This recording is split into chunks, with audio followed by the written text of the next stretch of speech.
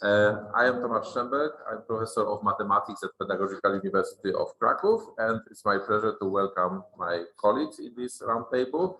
Nicolas Stylianides, maybe you'll say a few words about where you come from and what is your background. I'm Nicolas Stylianides. I'm a software and telecommunication engineer.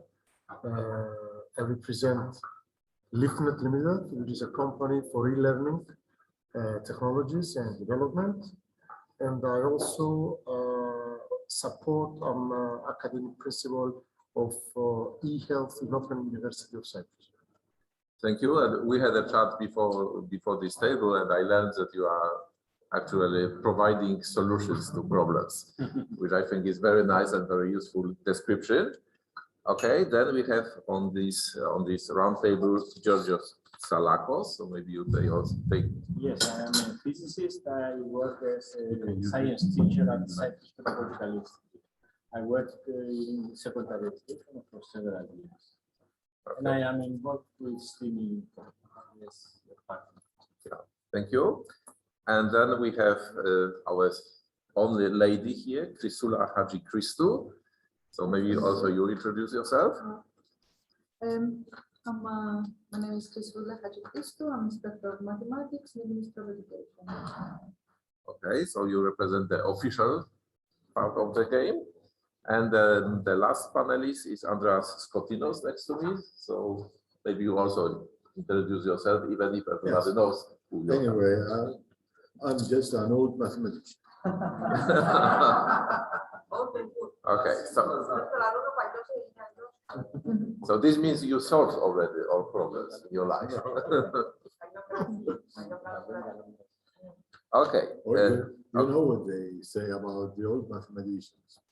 An old mathematician never retires, but as he grows older, he loses some of his functions and certainly takes both the meanings of the function, the mathematical meaning and the psychological, whatever you like. I am losing both of them anyway.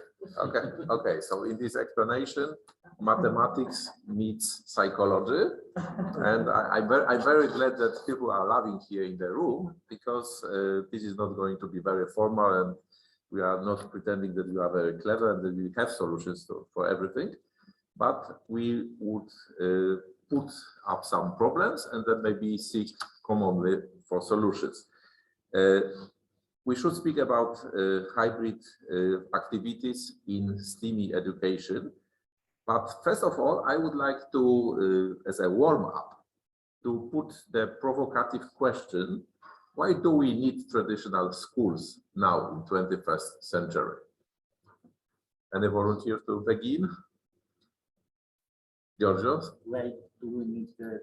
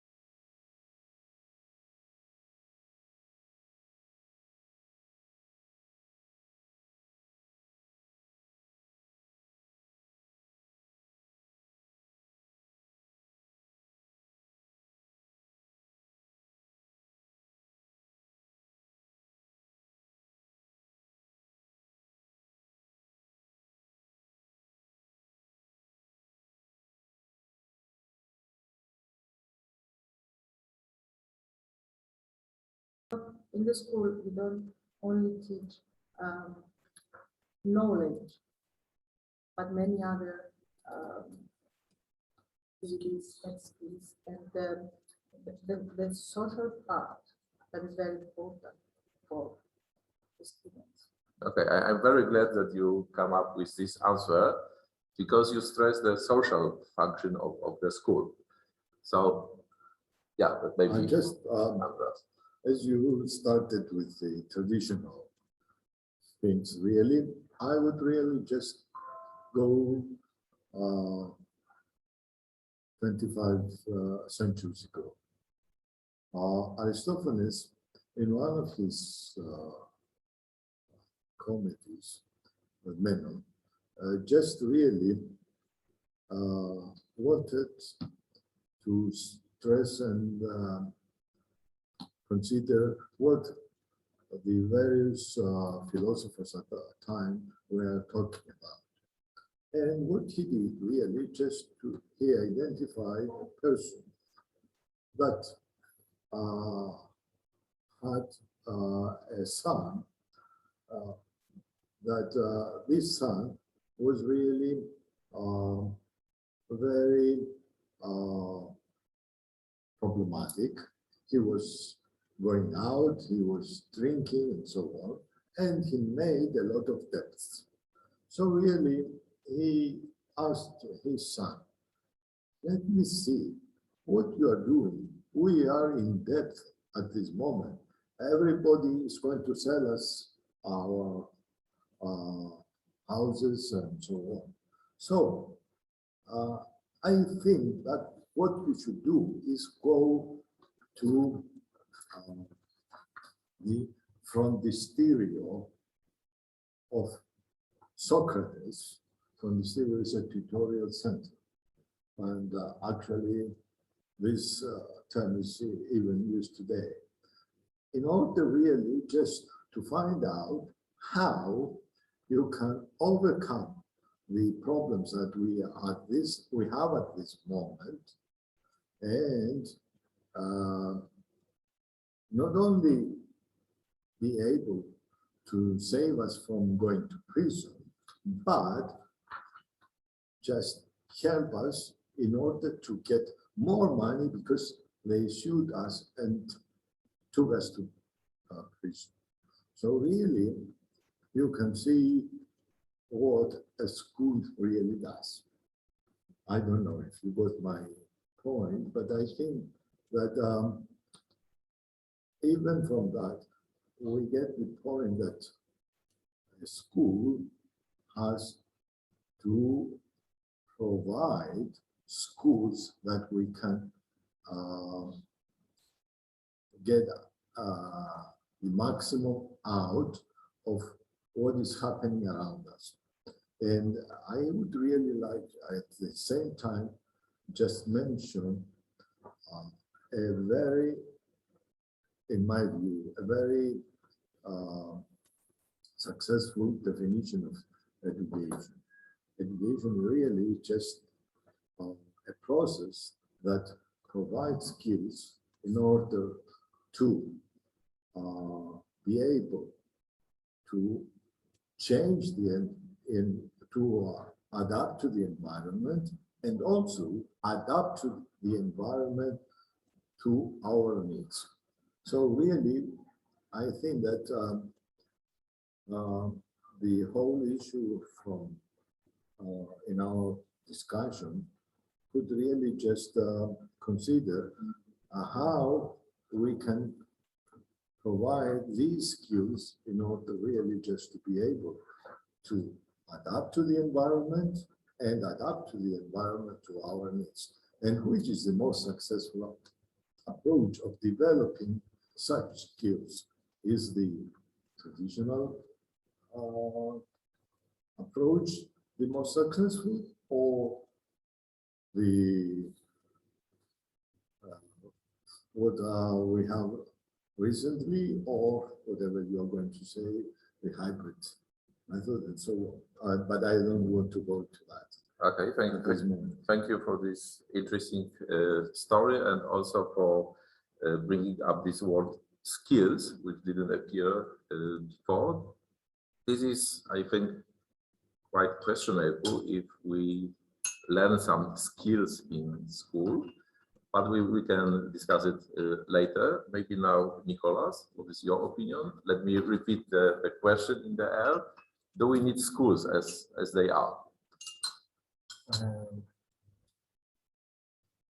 If by traditional we mean in person, I would say yes, because of what the other panelists have already brought in the table about social communication. I already feel lonely at this table, although you asked Grigoris to join us and he didn't.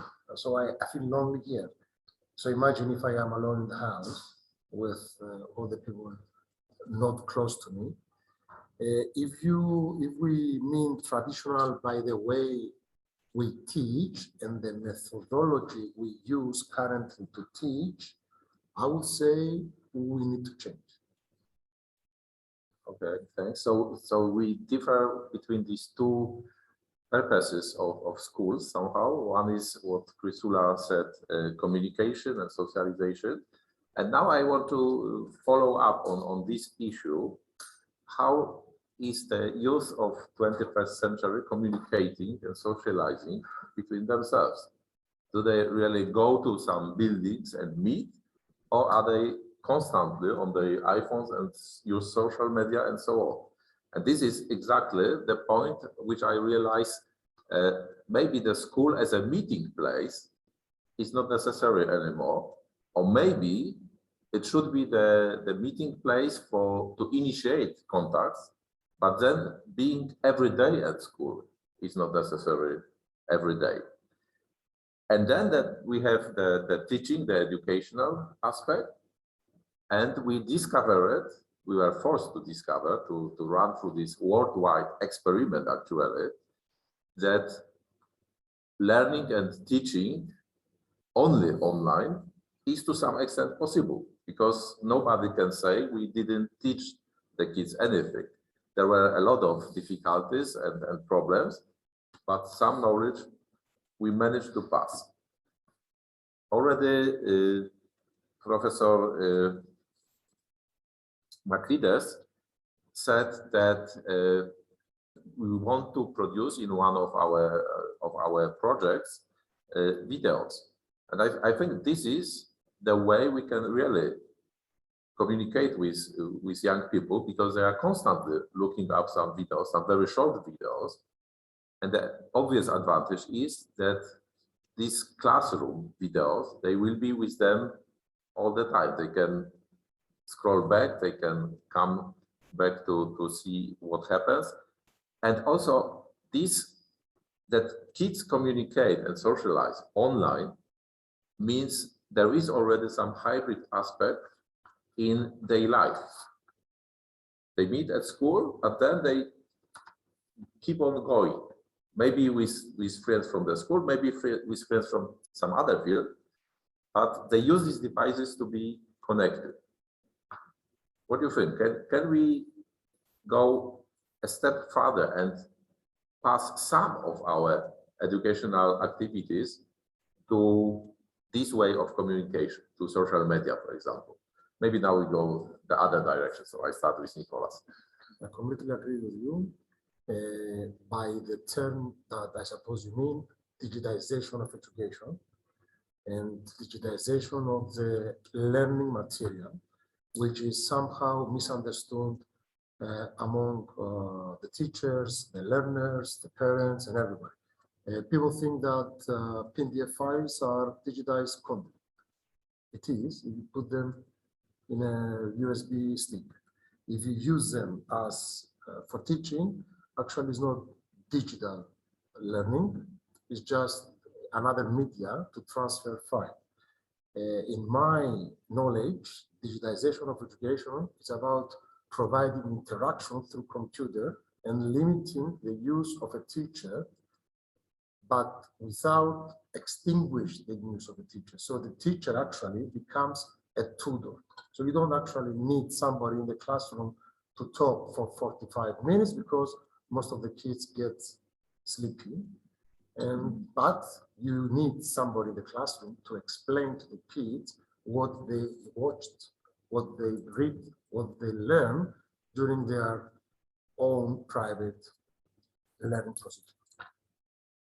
Okay, thanks. Andreas, your position on this? I think that really there is too much consideration whether indeed the modern approaches using the internet, digital means and so on are really contributing to a more effective educational system. I am not quite sure that modern technologies, it just by themselves only, are enough in order really just to answer the first question that you said about communication. If we are talking about that, communication really is a process that needs quite a lot of other aspects. Certainly, I cannot say that modern technologies are not part of the game. They should be part of the game. But it's going to depend on a great number of factors if we want to identify their potential and their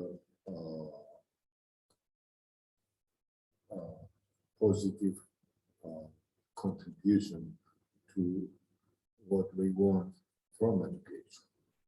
And I believe that in this process, we have to consider quite a number of factors before we are going to say whether these are going to be successful or not. These processes by themselves are not enough. The first thing that perhaps we have to consider are just some of the factors that have to be taken into account in an educational system. And when I say some of the factors, the first factor that we have to consider are the students themselves. So yeah, they are important in education. I agree. Yeah, I mean, we start from that. And when I say we have to consider this aspect or this factor in the educational system, I mean, we have to consider them from the readiness of being able to be involved in a process of learning through digital media. The second aspect is really their age group. Things might be different from very young children, might be different from students at the secondary level, and certainly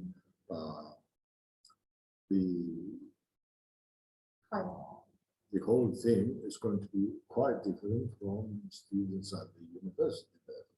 So really, this is quite enough. Then another aspect that concerns the students and this factor, the student factor, has to do with the psychological and social issues that are related to the various approaches. I don't know if, so this is just one of the factors. The second factor is the teacher or the facilitator of what is going to be offered. And when I say are we as teachers ready really to be involved in such a process or not? The other factor that I believe is also quite important in answering this question concerns the location or the topological or the various facilities in which we have to work in. Gregory in the morning presented some ideas about the school of the future. Or really, things might be much more easy if we work in such a location than compared to the more traditional ones. Yes, but I am sure there would be also some problems which we are Yes. not aware of yet Yes, because we that's didn't have chance to try it. Okay. So let me somehow summarize what you said. I think it's I want to say something. all right. I want to say that you have to combine both the traditional and the new way of teaching approach. Surely schools is not like a company, does not working like a company. For sure, we have to give more in a school that and I disagree when we say that the teachers has nothing to give or is to be as a tutor or something like that. I want to say that a good teacher, the way of a good teacher acting in a classroom is a lot in a teaching and approach way of students thinking, students learning, and all that way of approaching the effective learning works positive for both teachers and students. Now, if we want to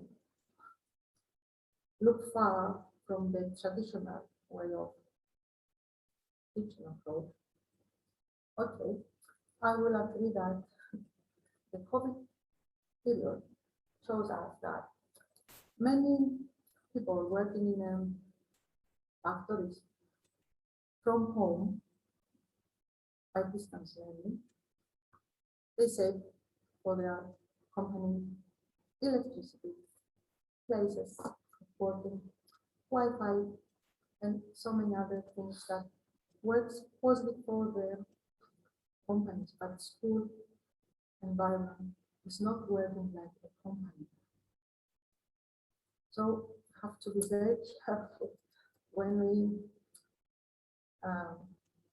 speaking about the way of teaching approach or what you have to give to the future students or to the future way of coaching the knowledge. Because in our managed to get something modern in this area of education. We have to be very, very, very careful how to keep the new. Yes, that's for sure, how to implement new methods, new approaches, and new technologies. And I think, as Andreas said, education is a very complex process. And I think there is simply no golden solution for all these problems, because if there were a perfect solution, then it would be found and everybody would follow the path. Nevertheless, we have a common model of school. And I was thinking, it's taken for granted that when you arrive to a certain age, you go to the school, and then you stay in the school for a couple of years, you accumulate the knowledge, maybe you learn some skills, But why is it organized this way? And I think this goes back to the beginning of 19th century, actually, to the industrial revolution, and also to the creation of modern states, which are based on the notion of nation, not attached to the king anymore. So the role of schools at the beginning of 19th century was to rise up people, to not maybe to pass the knowledge, but to teach them to behave in an appropriate way. Okay, but let us pass to Giorgio. Yes, you're right.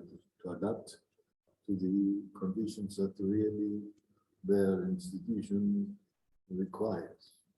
The institution of the state Yes, also, state. also requires, and the state puts some value to this requirement, as we see. There is, in every country, there is a Ministry of Education.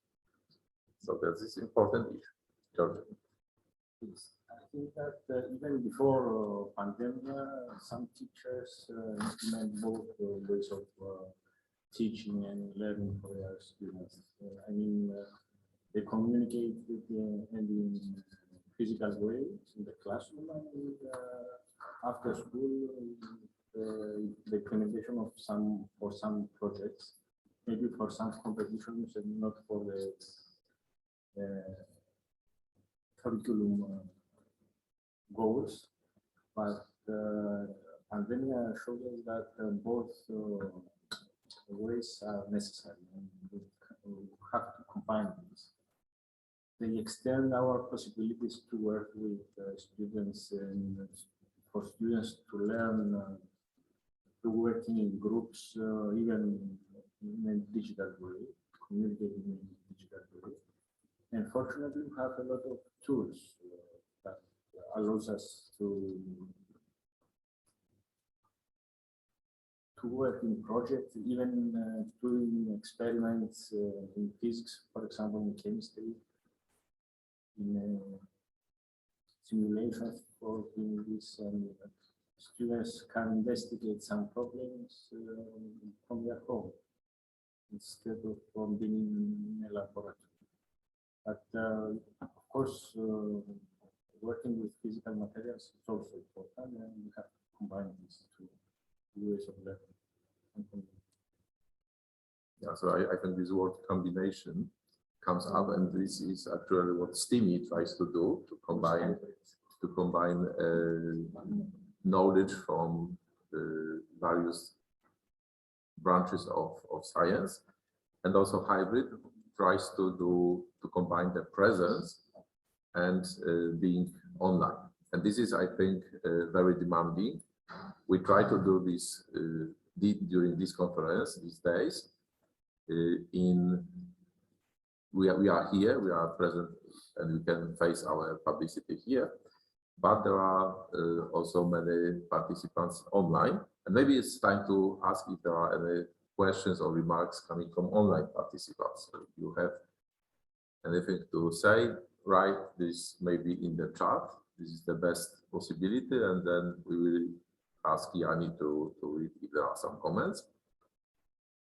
And before you have this chance to write in the chat, are there any comments from the audience to the questions we discussed so far? Gregory. Just to comment that, because there was some statements about readiness, etc. I feel, and from my experience, that the students, the schools that we're talking about, are really ready for it, for technology and many things. We are not ready for them. They are ready. Yes. The kids are ready. We are not ready for them. That's our problem. We don't have too much for them. They have it. Just wait for us. It's my opinion about use of technology. We don't need to train them. They are trained already. They train by themselves and they adapt easily.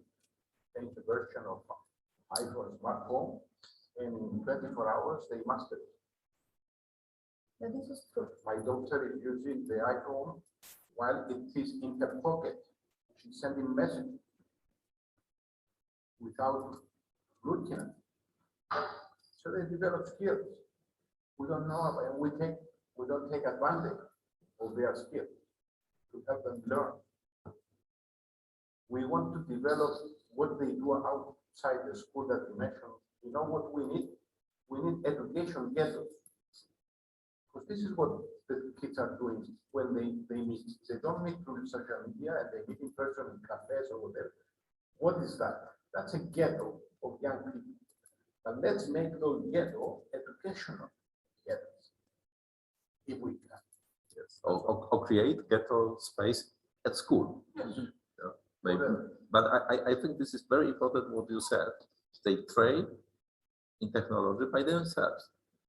They miraculously learn how to use computer for what they need. They don't learn programming, of course, because they don't need it. Yes, but keep in mind that these things, the devil's devices, were designed for that purpose. They've spent many years in designing Android, iOS, so that it would be super easy to fast adapt so that they engage you to these things. So maybe that's not quite a good paradigm if kids are adapting really good in technology. Because, for example, in the University of Cyprus, where we're teaching software languages and programming languages with young people, I don't find them easiest to teach them, okay, C++ or JavaScript. I find it more hard to teach them than the old ways and the old things. So they are designed to be easy to use. They guide you through the usage. It was designed like this. Yes, yes. What they learn is very selective. Yes, And selective. not maybe what we want them to learn, but I'm not sure where is the problem. So there's some question from. No, they just said you can speak louder. Okay. So we have raised our voices. And it's based also based on demand. I remember my father never was able to use a device until my son wanted a DVD movie to watch. And my father learned how to use a DVD player into minutes. And my father was not a kid. It was it was based on a requirement. So maybe we also need to change our aspect of view. What is required to teach and what is not? Yes, this is then we are back to the motivation question actually, and I think this is a very serious problem that we administrators, the teachers, and so on, the society has some idea what we should teach at schools. Sometimes we change this curriculum. There are some upgrades and so on, but we come with this idea. We don't ask them what they are interested in.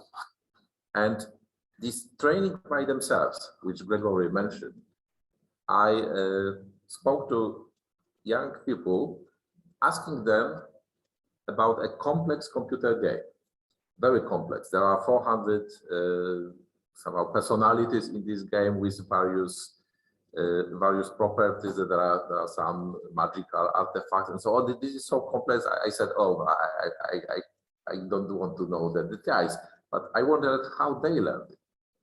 And they learn by doing, by playing the game. And then I said, but how do you start? You don't know at the beginning what to press. Well, we watch videos. We watch videos where other players sometimes explain and sometimes they just play and we observe what they do, and this is how we learn. I'm sure if we would ask them in school to learn this complex, very complex game, they would deny because this is at school. And we would have many visitors from the parents' side saying, why do you demand this complex game to be learned by our kids? They are too young, they are not capable, and they never are going to use it in their life. But this is not quite so. There are games like Minecraft, where you really enter an artificial world, an artificial reality, but you create there some things or you run some experiments. So my question is, can we imagine that these STEAME activities and STEAME experiments will be carried out in a virtual reality game-like? I want to say something here that the school must give the, Maybe you should speak out. I say that the school must give the basic knowledge to the students through the syllabus that must be interact with and give a motivation to the students how to develop their knowledge. For example, our maths books now has some math subjects that the teacher can react through this from down to up, from the bottom to the up, and give to the students the way of discover the new knowledge. So it's a way of a step more far from the past. So when the students go home and the teacher or the school generally give them the motivation to develop these skills, I saw from my students and from my children, they can develop the knowledge. So this is now the cross section, how to help students and teachers to widen their basic knowledge to the new one, that I think this is the point, to know how to find out this new way of thinking, way of develop their skills, because the school cannot do all these things in this time, in this period, in this, I think that also with our buildings that does not help them to widen their mind. So for this reason, I said before, we have to combine this to the old and the new. Yes, I completely agree, and I think this is also the idea that this shouldn't be a revolution. This must be an evolution, and it's happening in front of our eyes. So, for example, when I sometimes communicate about these new technologies with teachers in Polish, probably this is the same with teachers in Greek or here, and teachers in Germany or Austria. They complain a lot, and I also complain as mathematics teacher or professor, because I have to read what students write, that generally young people cannot write full sentences. They write very short. This is sloppy way how they write. They use in their communication a lot of emoticons, a lot of symbols. When we look at their text messages, it's very hard for us to understand what they write. But for them, it is easy. And we can complain about it, but this is, they will not change it. They may adopt being forced to our requirement, write the full sentence, write the full story. Okay, they will with pain, and then they will text still as they did. They will not start to write romance. Actually, the writers start to write the books in this new style. I saw a couple of books. This is still not the mainstream, but there are a couple of books where this way of communication appears massively. This is not just quotations from some text messages, but this is used consequently. This is very interesting. That they want to. It's like ancient Egyptians. Yes, We're coming back 4,000 years. yes, yes, that they want to come with books, with old technology to young generation using their language.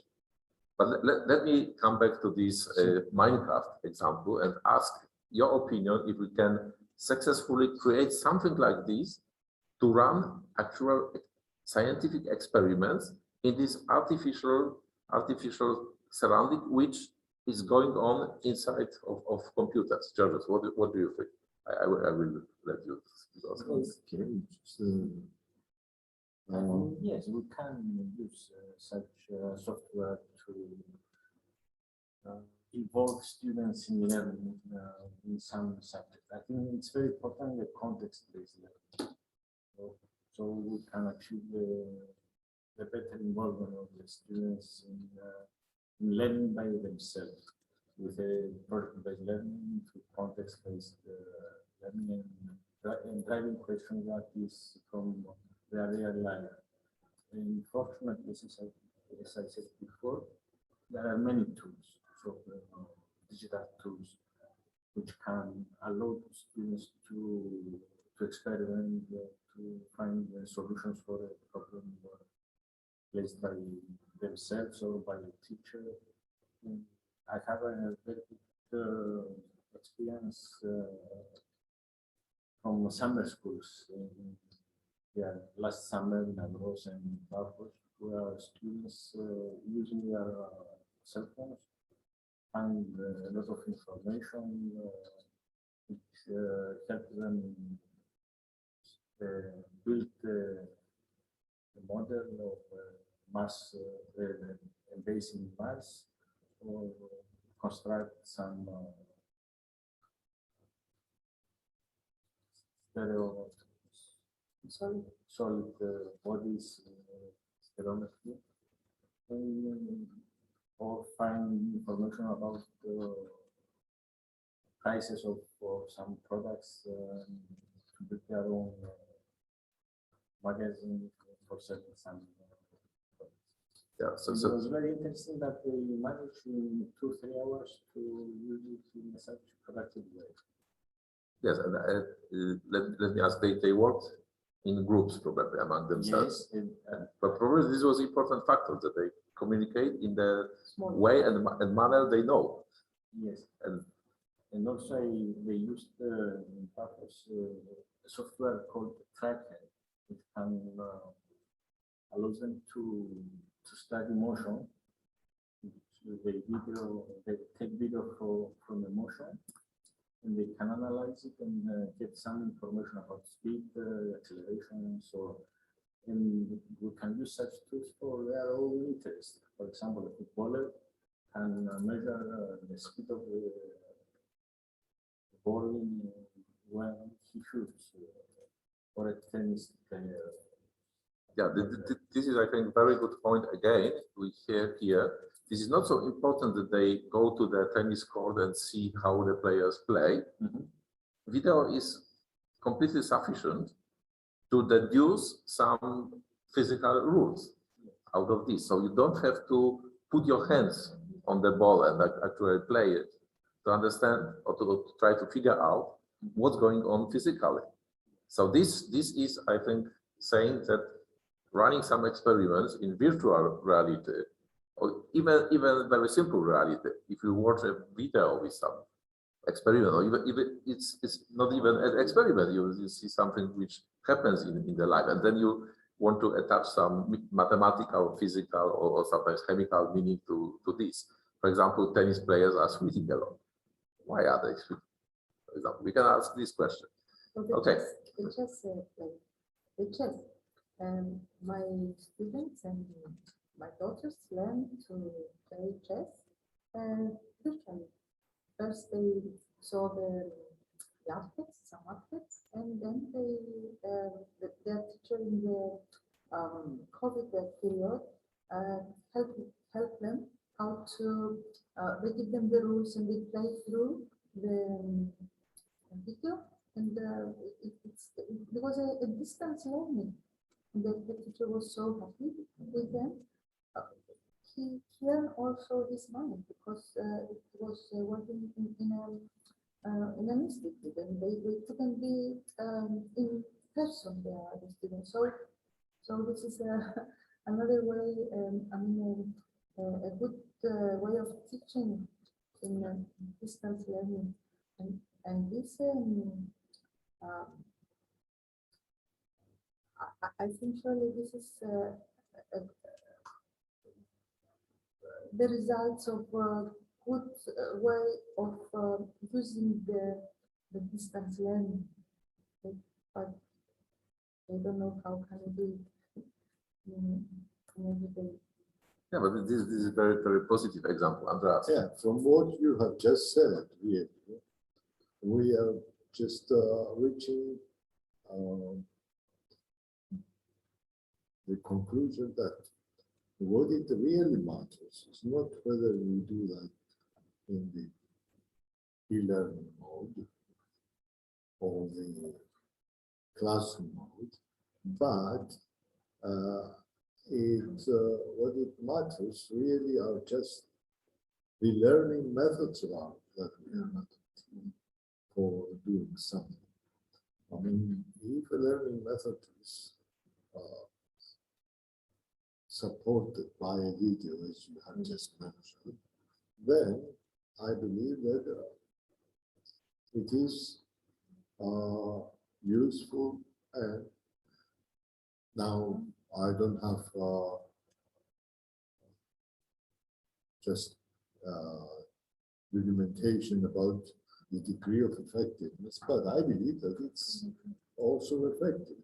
So really, what is important in my view is to concentrate mainly on the learning methods, which might be related to realistic practice, real world context, and so on, than just say that this is the traditional method or the other way around. But at this moment, it comes to my mind another big question, but perhaps George is going to be much more able to say that because he's a physicist. But I remember that sometimes we have to do some experiments, not in the real world, but under certain conditions. So in that case, we are restricting ourselves to virtual reality. Am I right? I'm not an expert in that direction. So really, this is just one dimension. But sometimes when it comes in the final way, I mean, this is perhaps the experiments they are doing in nuclear physics and so on. But finally, they have to try something in the real world, isn't? So that's perhaps some. It's needed really to find something that provides the combination of these things. And I believe that we come to the hybrid case, isn't it? Yeah, apparently we do. Yes. But let me still stick to, because you underline the methods. Yeah. One of important methods or elements of education in STEAME is running experiments. And I think we now need to answer the question, is running an experiment in an actual laboratory or running this experiment in a virtual laboratory the same or not? Or is both possible? Nicolas, what do you think? I will continue with the last question about simulations and about if we are there. There is a term, the recent years, they call them don't know if it's the right term, they call them serious games. And Minecraft could be used as a serious game, which they mean it's game, but you use the game to teach somebody something specific. And continuing that, I would say that everything is possible since we can decompose a learning path or a course into intended learning outcomes, and we can restructure it, okay, with the levels of knowledge, with knowledge, comprehend, application, and the triangle of knowledge, skills, and behaviors. And we can then map whatever suits for in-person training and whatever is suited for online or remote training. I would agree that we are, in the recent years, we are getting very experienced in medical training, and especially intensivists, okay? So you can teach them the knowledge remotely. They can acquire some skills, let's say by watching an ultrasound video, but you can never do the behavioral part. They have to be in the ICU and they have watched an expert how things are done so that they could do it the same way. You cannot teach somebody to be clean. You can present a video how to be clean, but unless you see somebody else do it, this is a vital part. Since we can map everything down to detail and then assign different ILOs to different activities, then I think the hybrid and the in-person can work fluently and seamlessly together. Okay, thank you. But this is also an interesting point because you are the most IT-oriented person here in this gremium, and you vote for meetings sometimes in real. Oh, because in a chemistry experiment, you can never smell something that's burnt, isn't it? How can I smell something that's burned if I am abroad, if I'm in my house? How can I teach computer language? Or why do university professors in software engineering, they ask students to write a software program in a paper in the final exam, which is ridiculous. But they do it. I mean, it works both ways, and in both ways we make mistakes. I think I agree with your colleagues that as teachers, we are not there. We are not ready, and maybe we have to re-educate ourselves and rebuild the system so that teaching could be more effective. Yeah, the time passes, and these kids from nowadays, they will enter the universities and the schools in 20 years. And I wonder if they will bring the revolution somehow with them. Maybe yes, maybe not. It depends also on the law requirements and regulations and so on. But okay, I just want to mention that even the students are face to face or in a virtual reality, they must have a professor, a controller, someone who can control both these two ways of approaching the knowledge or I don't know if it's a teaching approach or if it's a project approach or anything. They must have a tutor, a teacher as a tutor or facilitator or some of the role. Also, the role is of this must be very important to encourage them to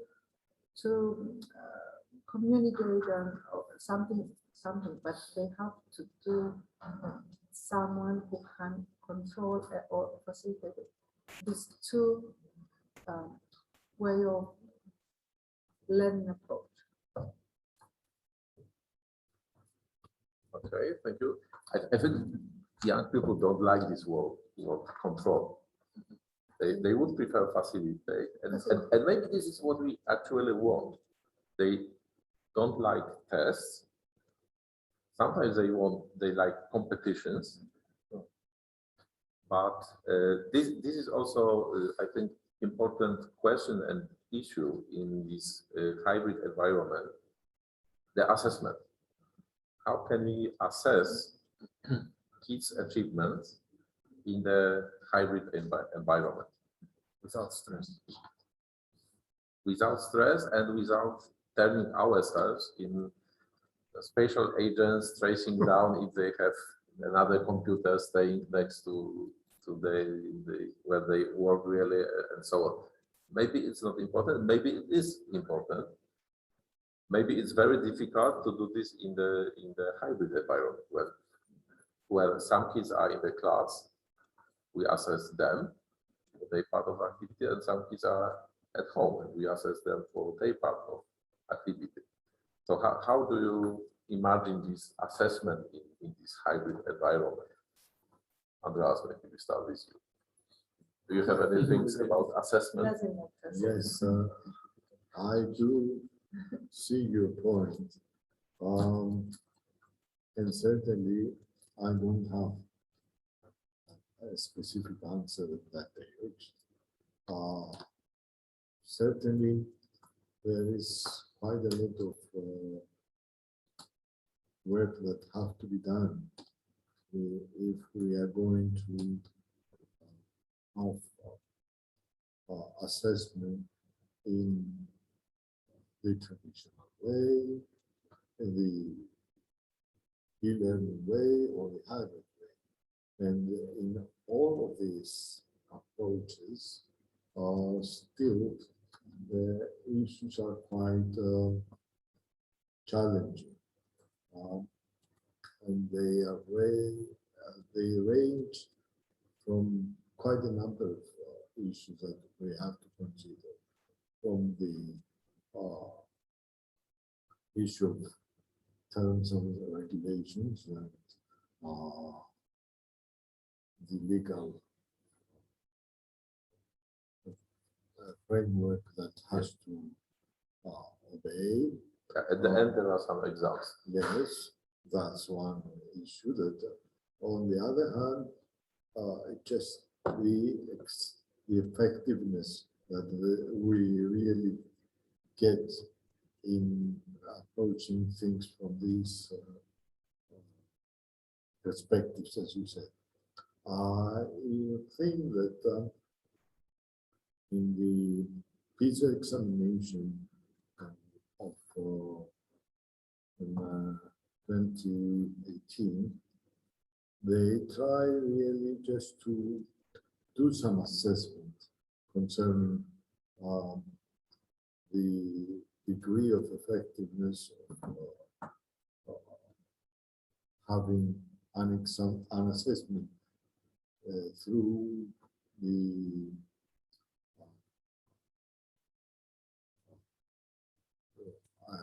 online process, because really they are doing that.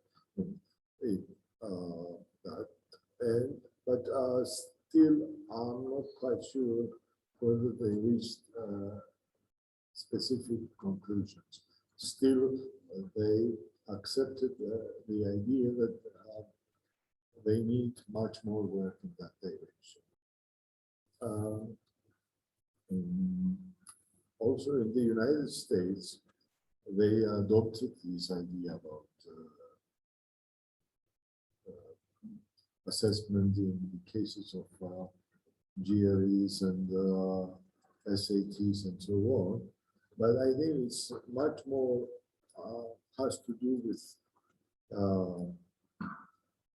relative comparison than has to do with the actual degree of assessing the effectiveness of what the students have learned. I mean, just it's a comparison that they are doing really. I mean, just they say that Thomas is better than Andreas, just because in this test they do that. But the degree or the extent of actually assessing whether we have learned, say, calculus or whatever. I think that they cannot really, at this moment, be very clear. Yeah, but maybe still you can assess some Yeah, particular I think that really elements, is- small yeah, elements. So that's why I come again to my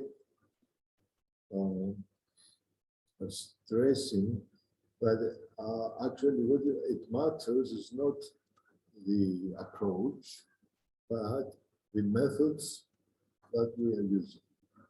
Still, I believe that.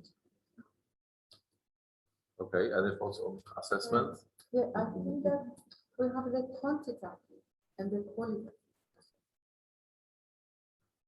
If we are interested to assess them, and it depends on the intentionality of what we want to assess. If we have to assess, for example, the project, and we also must be interested in the age of the students and our intentionality for this age of students, if it is a pre or primary, in a primary school or in a secondary school, or if it is a small project, a large project, and the time they need to do this,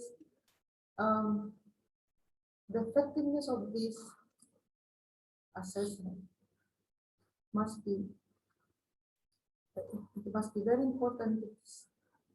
If we are interested to assess the quality of this project, for example, and if it has a result and they can use it to adapt to something, to the environment of the project, or the traditional way of quantifying. So it's not easy to say that it is important to assess and give grades to the students or the project. I think it's the way of doing this project, or of the time that you need to do this and what you earn from it.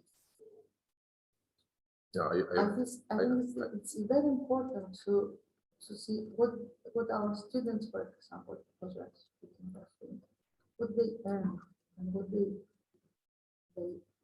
take. All these people are working, for example, in this project or in this subject, or and especially if it is an interdisciplinary approach. We have to interest in more, or to what they earn, instead of to give us just a grade. yes, I think we agree on this, that assessment is also a complex process, and that it shouldn't be linear. It is a multidimensional process, which requires some concept of good criteria, Yeah. how to assess, and maybe it should be always put in some context. Yes. We have students who are considered weak and they perform very well with the project which was assigned to them, then we should appreciate it. For this reason, I said that what is our intentionality when we assess something? Yes, that's right. That's right. Okay, Giorgio, any thoughts about assessment? I think it's the most difficult part of the type of education. Could you speak up? Yes, I think it's very important to plan our learning activities in such a way that we can assess them. So these learning activities might have some outcomes which curious students have to present in a way that we can understand that this is their product and not the product of somebody else. Also, working in a group, we can see the involvement of each student by their submissions of materials.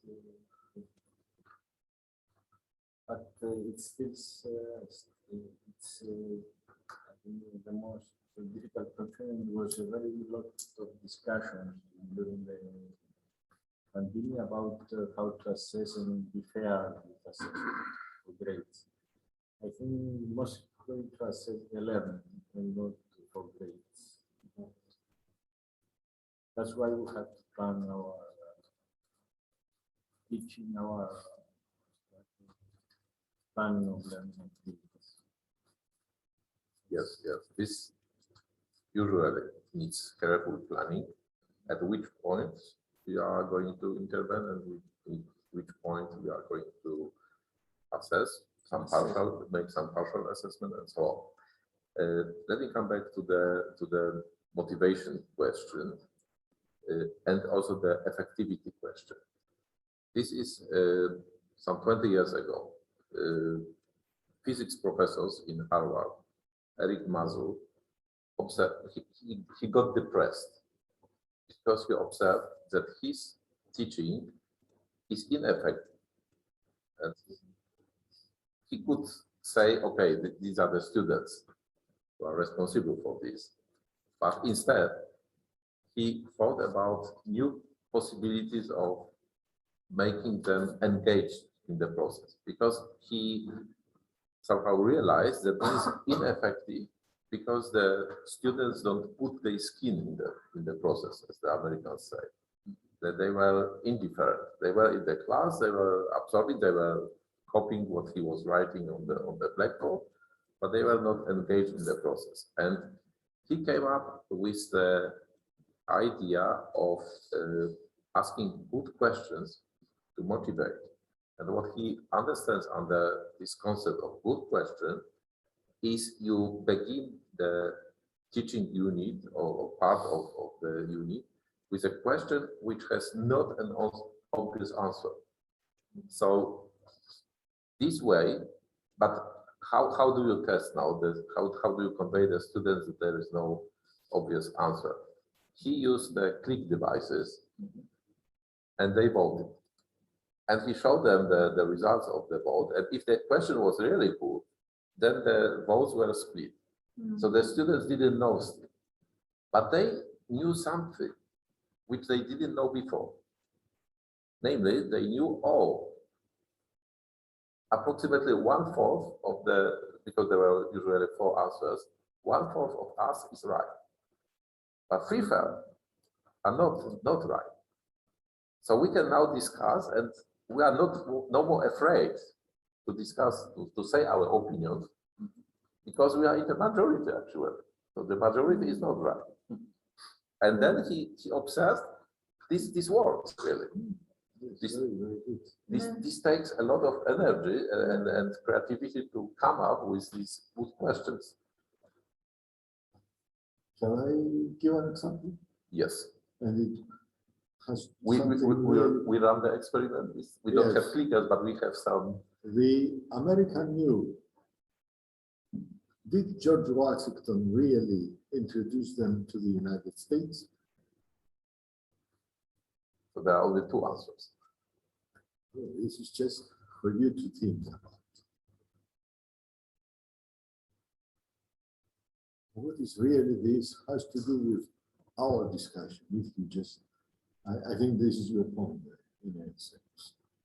We are really discussing about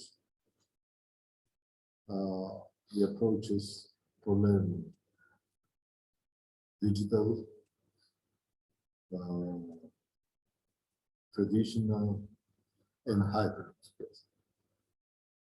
I just gave you a word, new. What is a new? What is a new? It's a hybrid offspring of a horse and a donkey. And actually this really just this offspring has proved to be much more effective, and that's why we talk about George Washington, because George Washington, okay, he was the first president of the United States, but as well he had a farm, and he wanted an offspring which will have some of the advantages of the horses and some of the advantages of the donkeys, which is a hybrid case. That's why we come to what we have just said. I mean, I just gave this example, not really just to say that by just proving, giving a question that has nothing to do with what we are doing at this moment, you just move into what we wanted to be able to be our object. Yeah, and I think this is a very good idea to come up with this question, because we discussed here educational matters already for a long time. So I think we can head towards conclusion of the roundtable. So we discussed, I think, about important aspects of meeting in traditional form in the school because of communication, because of socialization. We said that interaction is very, very important in the education, but I would like to conclude, can we imagine, following Einstein, this interaction where the teacher is replaced by artificial intelligence? This is the question now, why we need teachers in the 21st You have century. already spoke me, so I wouldn't go into that path. Because what is artificial intelligence? Is not a human being which interacts with human beings. Hopkins was against that, I have to say, in terms that if we indeed create artificial intelligence, we will be obsolete in about 30 seconds. So I'm not sure about the term artificial intelligence. I will vote against it. I will vote for a smart system that can replace some of our functions to assist us in doing things faster. It's a long term, I know, but artificial intelligence is really scary. So it could be artificial with intelligence. yes, Artificial expert. It's the next project of Gregory. Can I make 2 comments on the discussion? I don't know if it was yes. about the assessment. One should consider, first of all the parameters that could be the result of the learning activity. Because if we use the online approach that we all know, then it's a new parameter of being able to assess from distance. And depending on how much good knowledge you have, it is possible. We also saw international mathematics in India done online with a strict process, and there was almost impossible to cheat. That's pretty good. Huh? But talking about parameters, if we talk about the project work, what's important? We said knowledge is accessible easily, and if I manage to complete my project, it means indirectly that I had the required knowledge to be able to accomplish the completion of the project. So what I'm going to be assessed is not for the knowledge that I needed in order to complete the project, but how well I completed the project. Then you can think of portfolios, digital portfolios for students. We have students will be presented their accomplishments. Because an assessment in the traditional way we do today, what that, or when an inspector like going to class, what are they looking for? Or when you give a test to a student, what are you looking for? You're trying to find the mistakes to give them negative assessment. We don't want it. We want positive assessment. And positive assessment can be done through portfolio in most of the cases.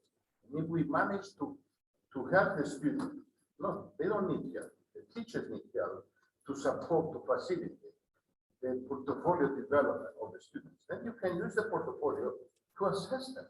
You don't need tests. Close the parentheses. Going to the idea related to how you motivate students. I give you one example that one of our teachers, professors at the university, he didn't do it for this person. He didn't do it to motivate us. He did it because he was lazy. And then what he did, and I can put it in a school environment, is that we were 10 PhD students, and the course was 10 chapters. So he said, Gregory, you're going to teach chapter 3. Nicola, you're going to teach chapter 4 next week. So every week we had to teach one chapter, but he gave it to us. So imagine in a classroom environment, you have 20 students, divide them in groups of 4. Let's say you have 5 chapters to cover in the next 2 months, and you assign to the students as a group work to prepare the teaching to their colleagues. So every week you see a group of students preparing and teaching the students, and then you sit and support, facilitate all this. And then you will see the environment, you will see the motivation changing, because then the students are becoming critical assessors of their colleagues in a way. And then they compete who is going to do the best teach, the best method, because you give them freedom. Use whatever method you want to teach your classmates. And then you create really motivation. But if the system which will allow the teacher to do such approaches, this is what we're talking about change. For this reason, Grigori, I said about the quantitative and about the qualitative assessment. Because the qualitative assessment, project management, project construction, you can do that because you can see as a facilitator, okay, the way of the project from the beginning to the end. Because, as you know, I do this many years. I can say that we can assess meaning and we can see meaningful presentations and the way how the students were in a group or and in person. But this is the